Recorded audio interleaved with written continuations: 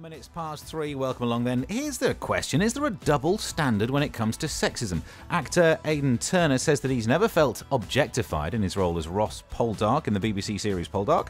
Writing in the Radio Times, Mariella Fostrup highlighted the apparent double standards when it came to female journalists and viewers openly lusting after Ross.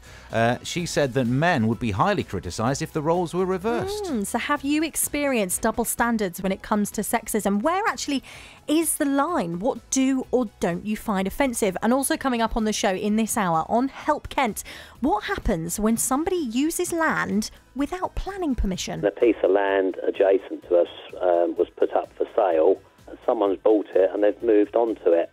And if you want us to help on Help Kent, here is the email, helpkent@bbc.co.uk.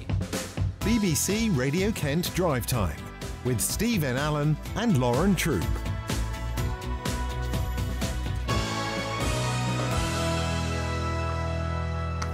So, sexism. Oh, it's for a little word, lots of connotations, hasn't it? But in this particular case, Poldark, I gotta admit, I don't watch Poldark. Now, I do. And why do you watch Poldark? I love a period drama. Yeah. That's why I watch Poldark. Any other reasons? It's quite dramatic. I like it. Good storylines.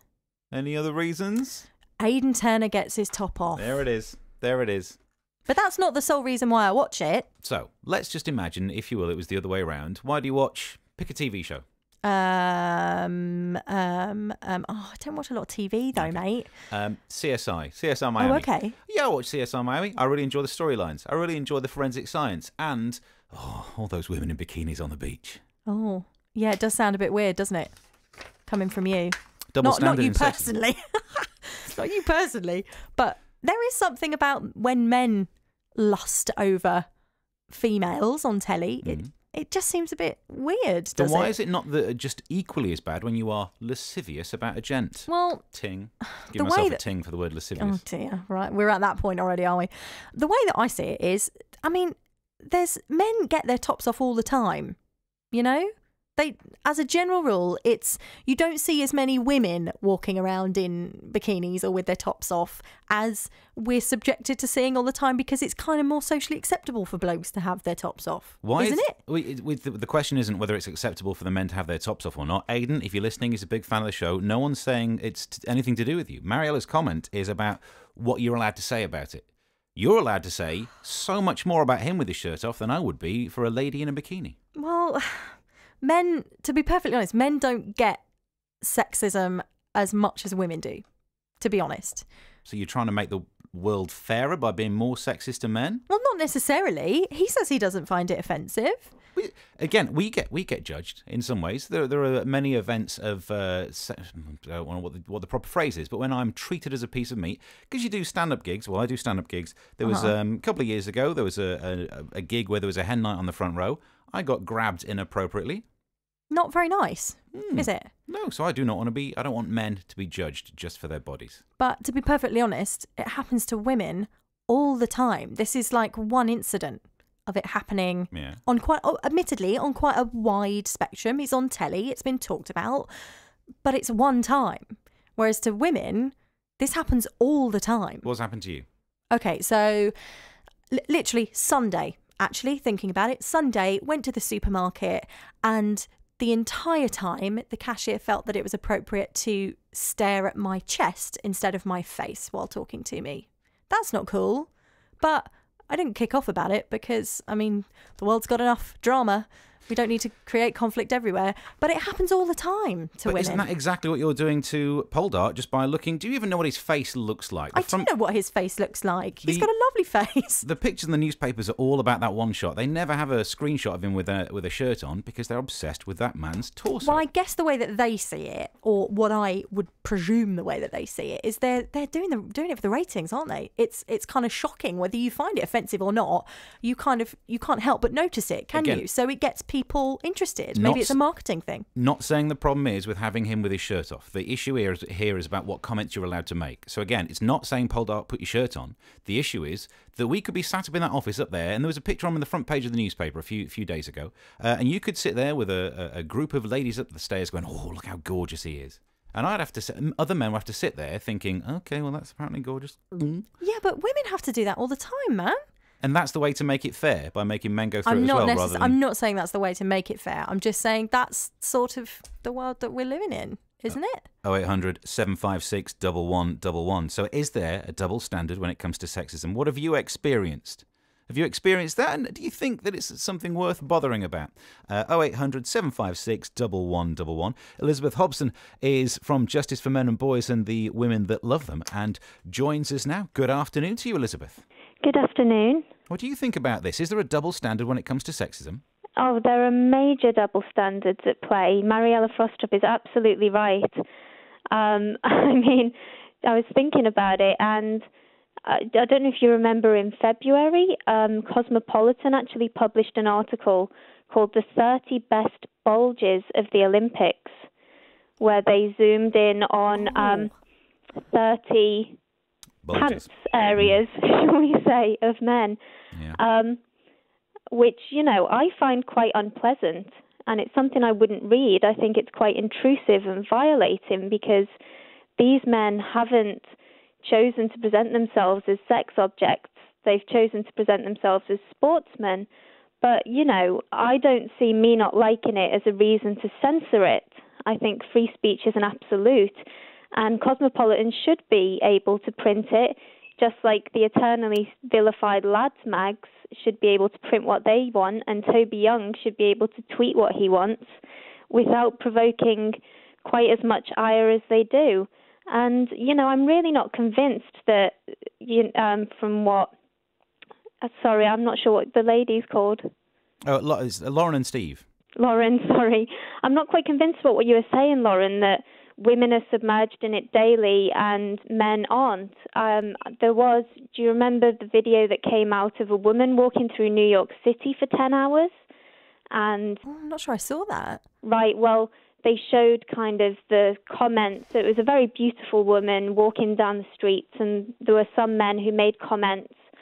And, you know, to be honest, I thought they were all fairly pleasant. You know, it was like, how you doing kind of thing. But then somebody else filmed a man walking through New York City, a very attractive man in a tight T-shirt. And there were women walking up to him as he's walking down the street and groping him, like touching his chest. That seems quite extreme, doesn't it? I'm not sure anybody would realistically go and invade somebody's personal space like that, would they? Well, apparently they did. The video evidence is out there on YouTube. And, you know, I also was thinking about the President's Club charity bash, where, you know, that was cancelled because of allegations of harassment, and there were donations handed back. But, you know, I read reports from kind of Chippendales and male dancers, and they report being groped routinely. And, you know, you can hear the tumbleweed blowing past for all of the outrage that causes. So from my own very small, limited experience, I'm not at all getting round to the complaining side of it, but walking to the stage at a gig where there were hen nights on, I did get grabbed by one of the women. Now, if that was the other way around, would that have seemed like more of a crime to either to you or to society? I think to society it certainly would, yeah. I mean, I've spoken to a boy who was on stage playing music, and a woman got up and tried to kind of grope him and whatever, and he was, you know, he said, you know, no thank you kind of thing. So she punched him in the face. And nobody in the club did anything. She wasn't even kicked out of the club.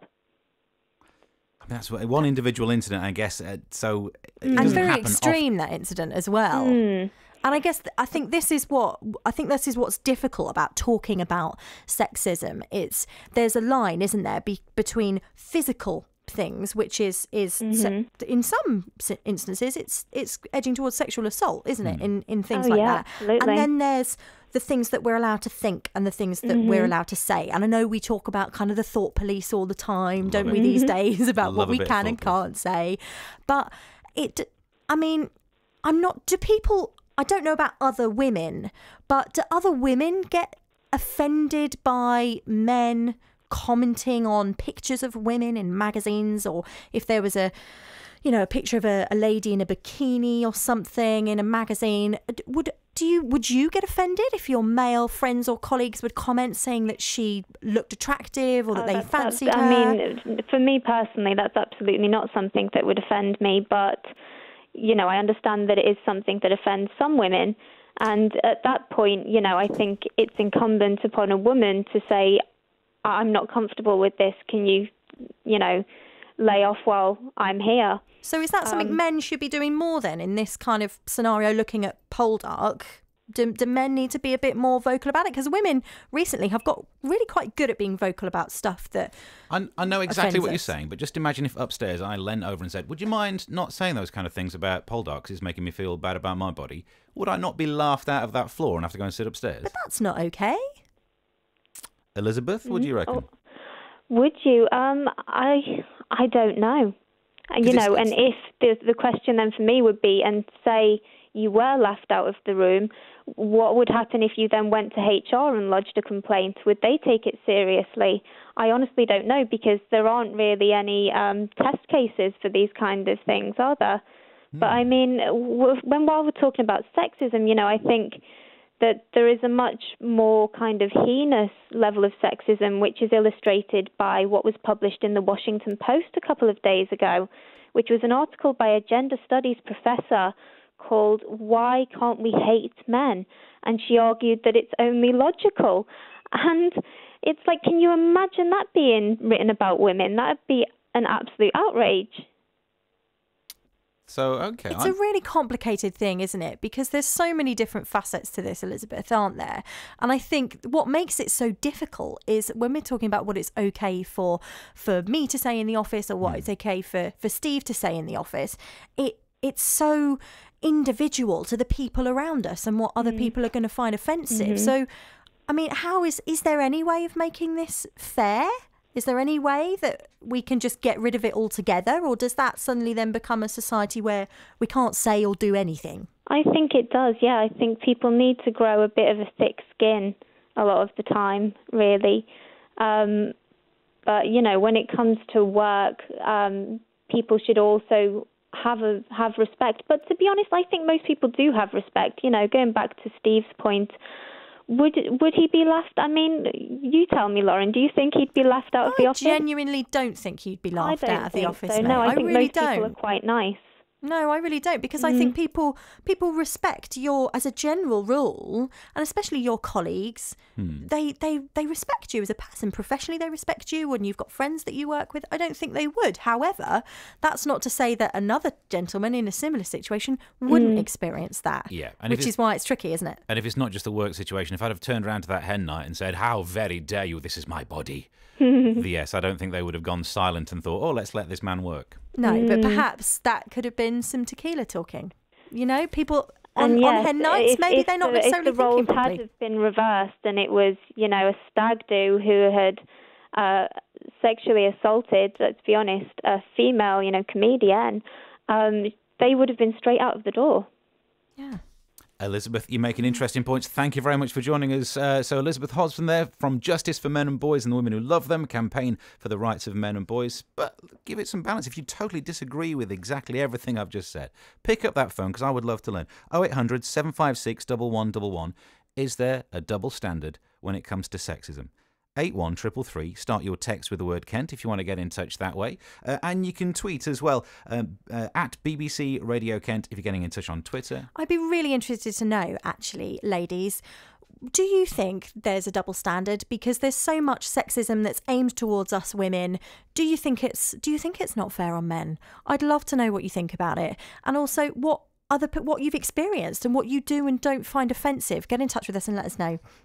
That number, 0800 756 1111. It's 18 minutes past 3 now. It's BBC Radio Kent Drive with Steve and...